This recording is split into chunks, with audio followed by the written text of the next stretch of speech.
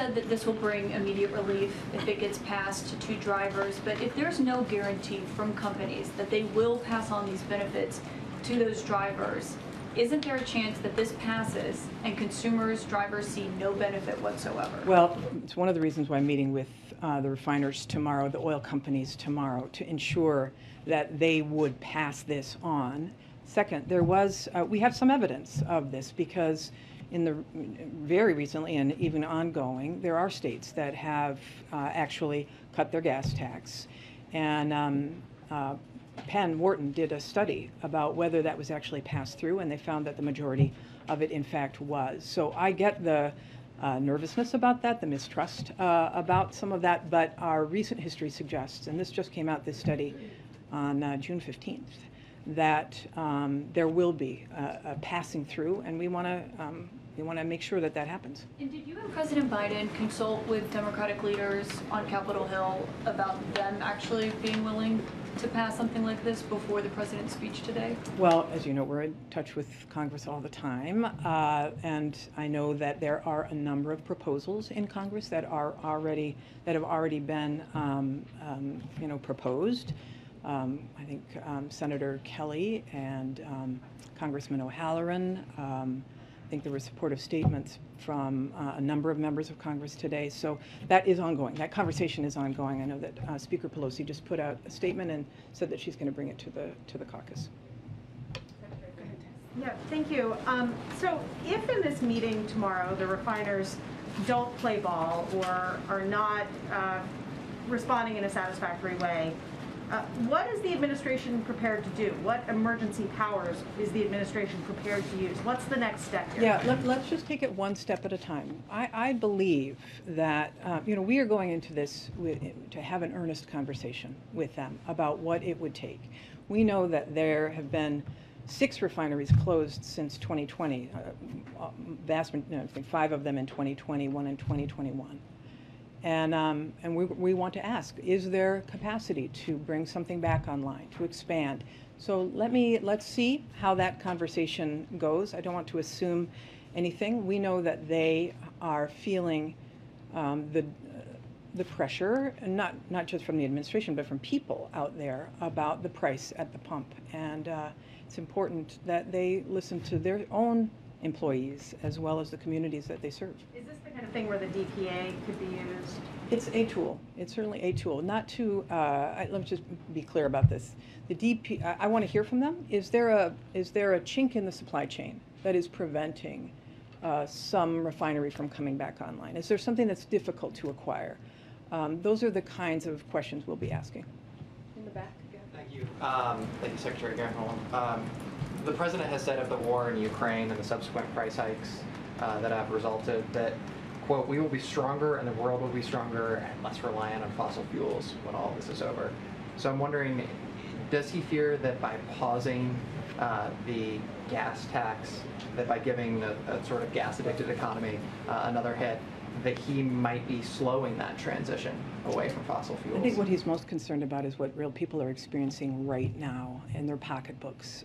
This, especially for moderate, for low-income people who have no choice, that they have to get to work. This is really what the president is fixated on. How do we provide relief to real people? We want to, and we must move to a clean energy future.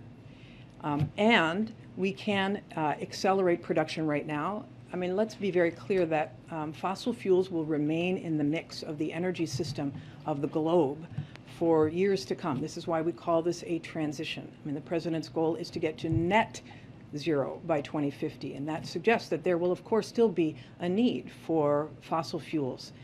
So but we also know that everything we're experiencing in terms of these extreme weather events, we spent $150 billion as a nation last year cleaning up after these extreme weather events that are all fueled by climate change. So we have to do both. And then I guess if you're putting yourselves in the shoes of some of these refiners or some of these oil producers, what guarantee can the administration give them as you're asking them to increase production, that more regulation as you pursue that transition isn't coming down the pipe for them?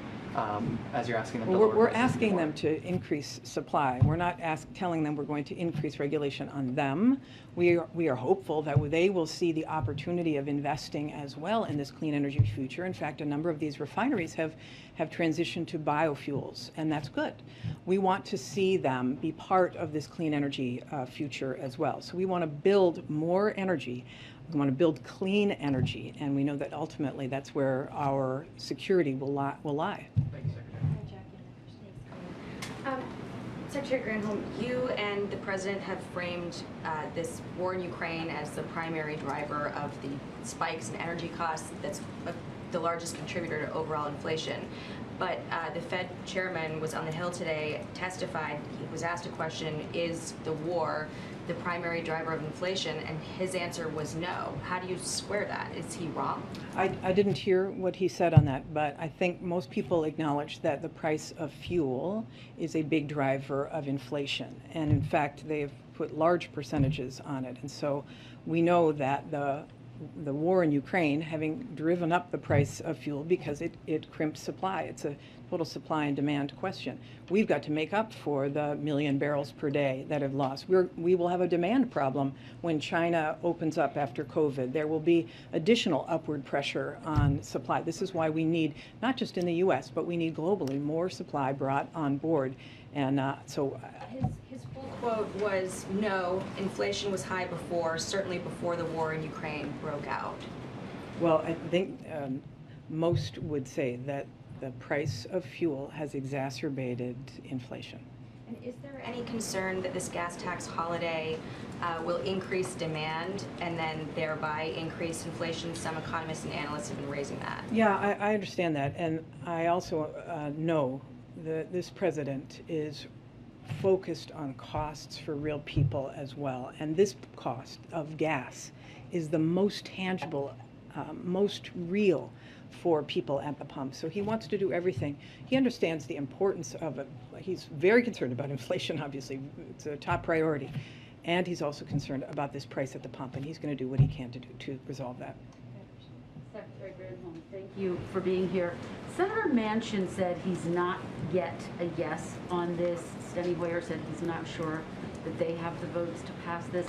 Why is the president proposing something that doesn't have the support of Democrats yet? Well, enough I mean, support to pass. This is a conversation, right? So that conversation is ongoing, and I know that those Democrats are also concerned about the price their constituents are paying at the pump, and Republicans are as well. I mean, that is the issue. So hopefully, in the past, Republicans have introduced a gas tax holiday, and there's no time that's more acute than right now. What is the strategy to get it passed? So the president obviously making this announcement ahead of the July 4th holiday. What is he going to do to get those Democrats and Republicans on board to pass this? And how does he respond to the criticism from some Republicans that this is a stunt because he doesn't have the votes?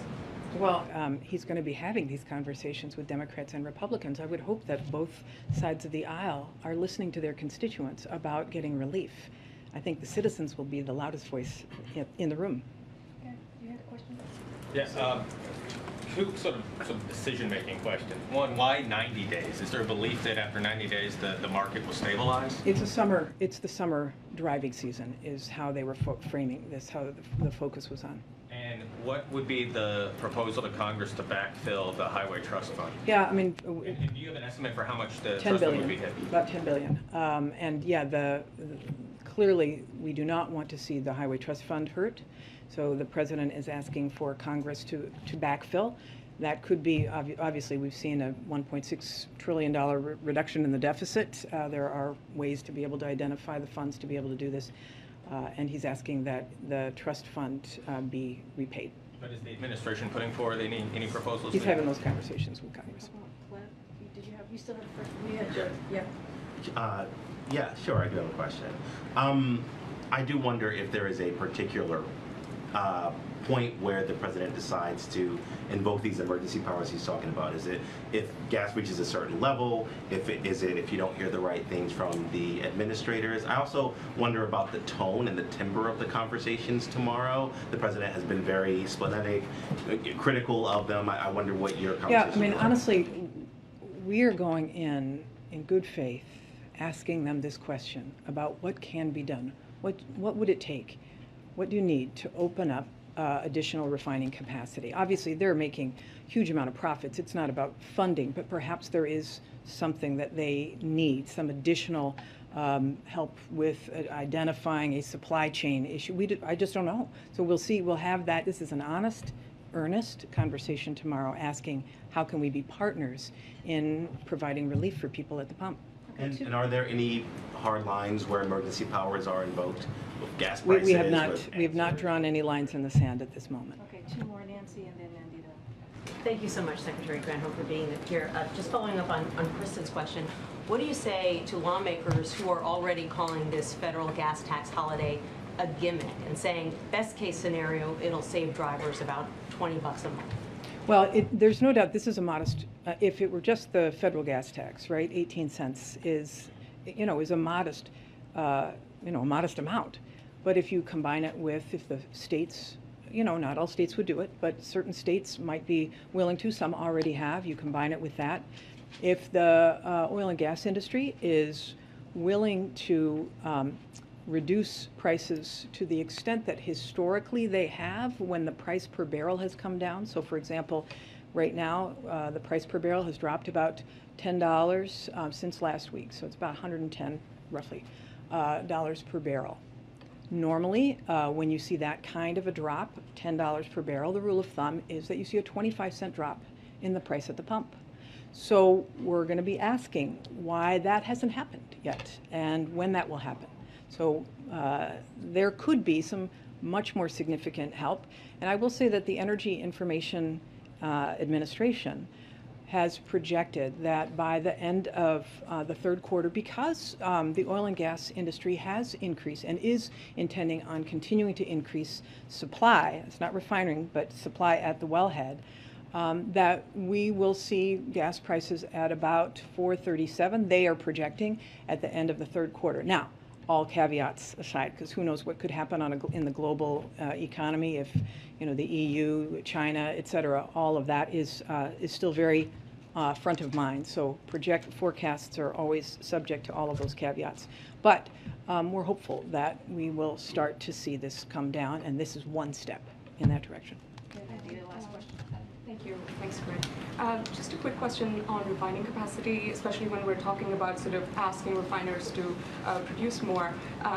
That sort of takes time, right, Secretary? I mean, it's more sort of, appears to be more of a medium-term solution.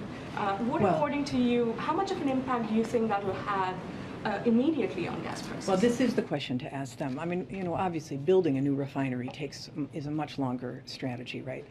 But there have been refineries that have been announced to be closed. There are some that have recently closed. What is the capacity? These are the questions. What is the capacity to bring some of that, and what is their capacity to bring more capacity online? These are the questions that we'll be asking. And a quick one on, some of the industry participants who are expected at this meeting tomorrow with you are expected to talk about sort of urging the administration not to ban fuel exports, and that is something that we're reporting from sources. I'm just sort of wondering what your response to that would be if such a demand is made, and are you considering such a decision in the first place? Yeah, I will say this, there have been an awful lot of solutions that the president has been considering since the war began, since these prices started to jump up.